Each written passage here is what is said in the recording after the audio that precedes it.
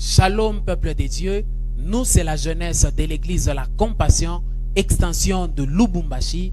Nous sommes là au devant de vous pour vous présenter une grande célébration dénommée Olal 4e édition.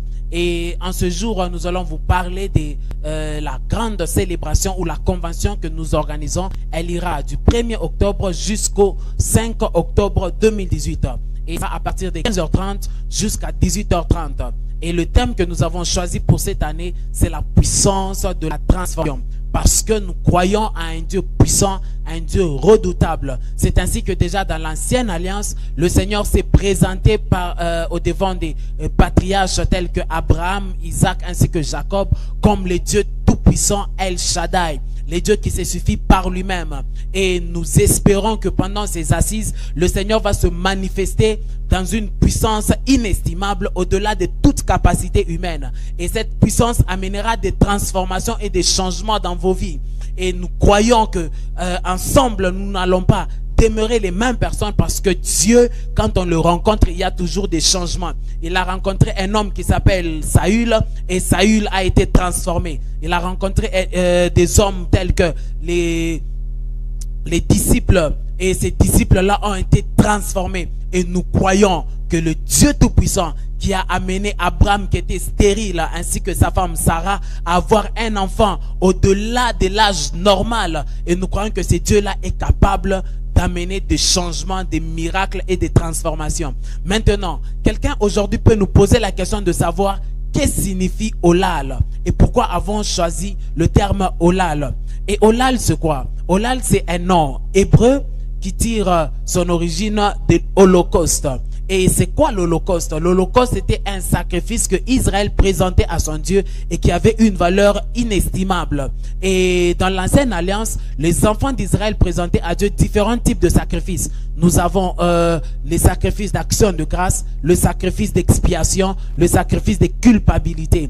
Et ces genres de sacrifices étaient présentés à Dieu. Maintenant, dans ces trois types de sacrifices, tels que sacrifice d'action de grâce, culpabilité, expiation, nous voyons l'homme avoir sa part dans ce type de sacrifice. Mais dans l'Holocauste, l'homme n'avait pas sa part parce que tout devait revenir à Dieu. C'est ainsi que l'apôtre Paul, dans Romains 12, verset 1er, il dit: offrons nos corps en sacrifice saint, vivant et agréable à Dieu. Cela sera pour nous un culte raisonnable. Et dans la version Semeur, on dit: cela sera pour vous un culte spirituel. C'est-à-dire, nous devons nous offrir totalement à Dieu. Et si nous nous offrons totalement à Dieu, Dieu est capable de faire quelque chose de particulier. C'est ainsi que quand on essaie de comparer le sacrifice que l'apôtre Paul est en train de présenter dans le livre de Romains, nous nous rendons compte que ce genre de sacrifice n'est pas un sacrifice d'action de grâce, n'est pas un sacrifice d'expiation, mais c'est un sacrifice qui s'appelle Holocauste.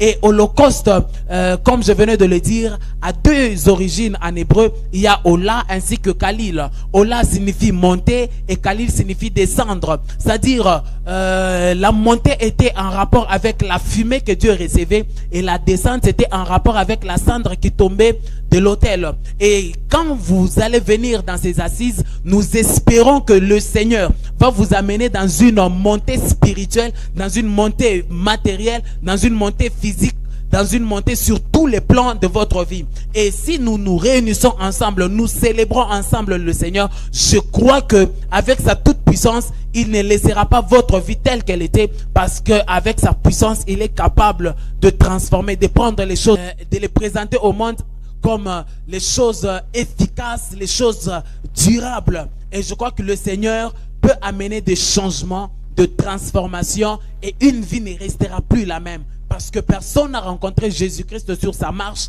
et resté la même. Et j'aime bien un cantique qui dit: personne n'est passé par la croix, ou personne ne peut rencontrer la croix et rester la même personne. Et je crois que Jésus-Christ de Nazareth, qui nous a sauvés, qui a été ressuscité par la puissance d'en haut, c'est Jésus-Christ-là est capable de ressusciter des choses, d'amener des changements, d'amener des transformations dans votre vie. Et pendant ces assises, nous allons recevoir des éminents hommes de Dieu qui vont nous parler de la part de l'Éternel. Et je crois que le Seigneur va vous bénir énormément. Nous allons recevoir le pasteur Ephraim, le pasteur Michel. Nous allons recevoir également l'apôtre Yves Chibanda. Nous allons recevoir notre pasteur, notre berger de l'église, le prophète Paul. Je serai également l'un des orateurs. Bien-aimés, nous croyons que le Seigneur est capable d'amener des changements, d'amener des transformations dans vos vies. Et nous vous invitons, ne ratez pas ce programme, car le Seigneur, il est fidèle. Au-delà de sa fidélité, il est puissant pour vous transformer. Que Dieu vous bénisse et nous vous donnons rendez-vous à la prochaine. Amen.